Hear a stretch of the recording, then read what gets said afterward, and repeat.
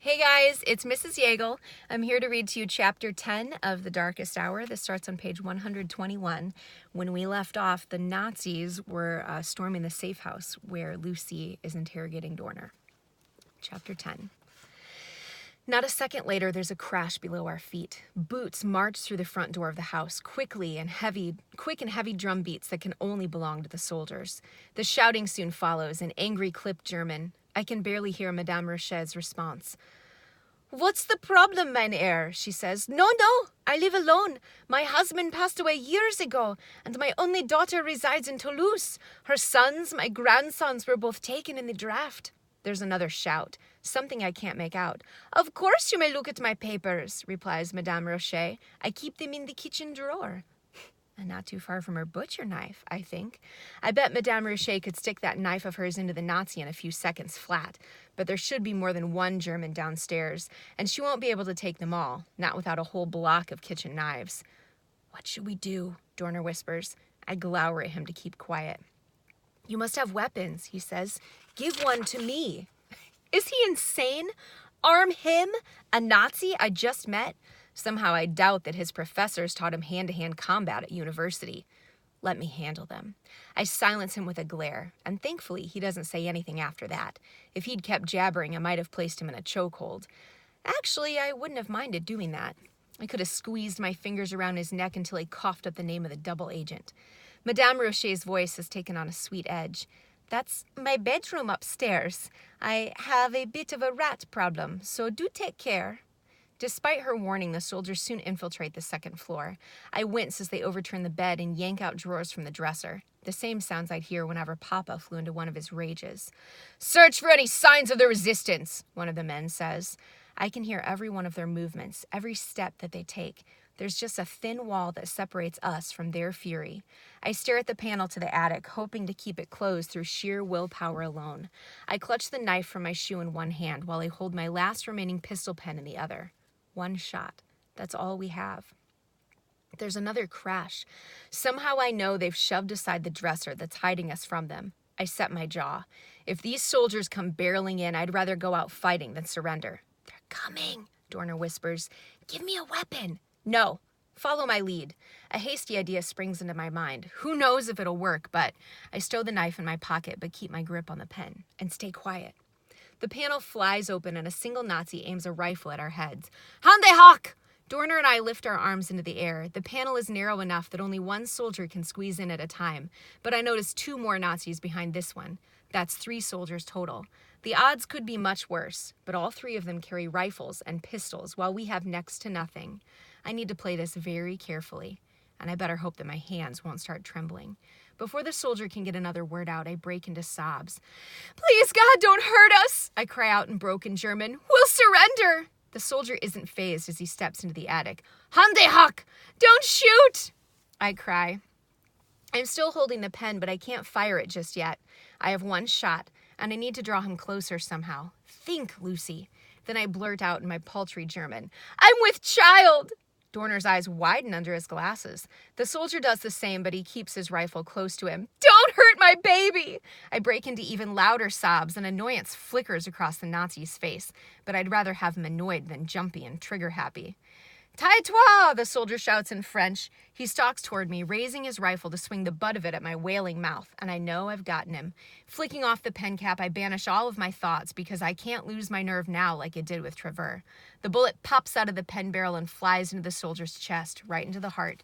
He collapses in front of me with his rifle clattering onto the floor. The remaining 2 Nazis try to push their way inside the attic. I grab the knife from my pocket and hurl it at the incoming soldier. The blade strikes him in the soft spot at the base of his neck. It's not a death wound. It'll take him minutes to bleed out. But the soldier is young, probably younger than I am, and he panics. His shots go wide as he tries to dig out the knife, which only makes things worse. The blood flows free and fast, and while he's busy trying to plug up the hole in his neck, Dorner lurches forward. "No, wait!" I hiss. Is he insane, making a run for it now? But he doesn't make a break for the door. He's reaching for the fallen rifle. The 3rd soldier pushes himself inside, ready to spray us with bullets. I yank the first dead Nazi up to use as a shield for Dorner and me, but he's too busy unjamming the rifle trigger. A swear tears out of my mouth. "Get down!" This is the end. We're cornered. But the gunfire never comes. The third soldier gasps and topples onto his fallen comrades. There's a butcher knife lodged in the back of his head like a stabbed melon. There's a new figure standing in the attic with a bloodied lip and a bruised cheekbone, and I've never been happier to see her. "Sir," I start. "Odette," Sabine finishes for me. Right. Compromised aliases, new names for both of us. I march over and give her a hug. We've never embraced before. In fact, we've never stood this close to each other willingly. Maybe that's why Sabine startles at my gesture, but I don't care one bit. I was beginning to think I'd never see her again. "Where were you?" I ask. I flinch at the sight of her face, especially at the purple blotch that rings her left eye. I want to pepper her with questions. Was she arrested? Where did she get those bruises? But Sabine beats me to the chase. "I'm all right," she says in a way that tells me it's not up for discussion. Then she unravels herself from my arms and looks Dorner up and down. "Is that him?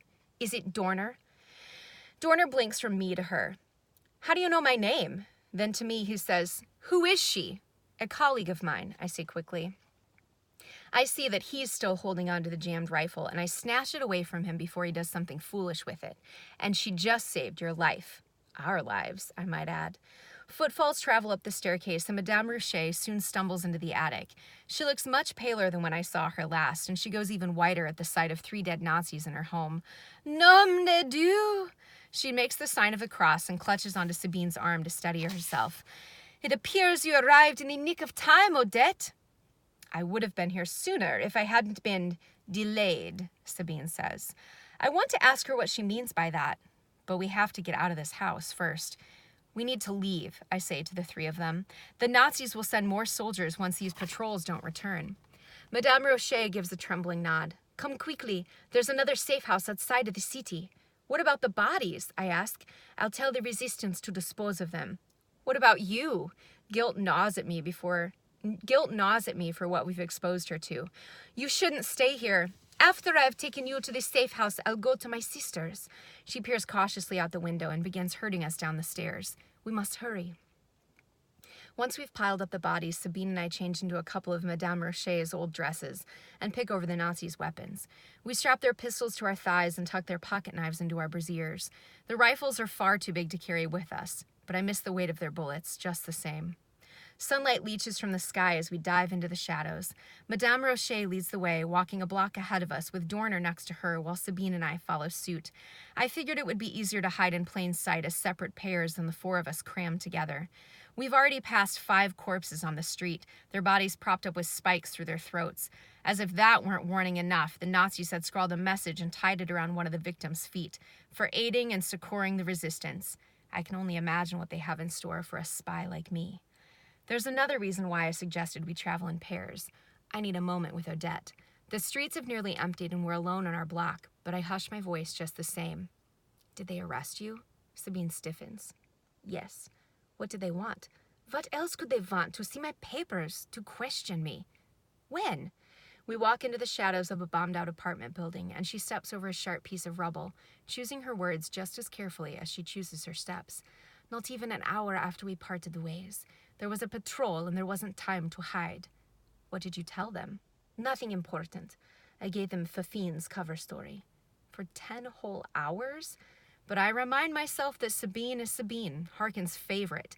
If anyone could lie for that long and get away with it, it would be her. "How did you escape?" She winces, and I know I've dragged up a brutal memory. "How do you think? I've used my womanly charms on him. Is your curiosity satisfied?" The color leaves my cheeks. I didn't mean to pry." "Then don't. I'd prefer to forget all about that, and I'd ask you to do the same."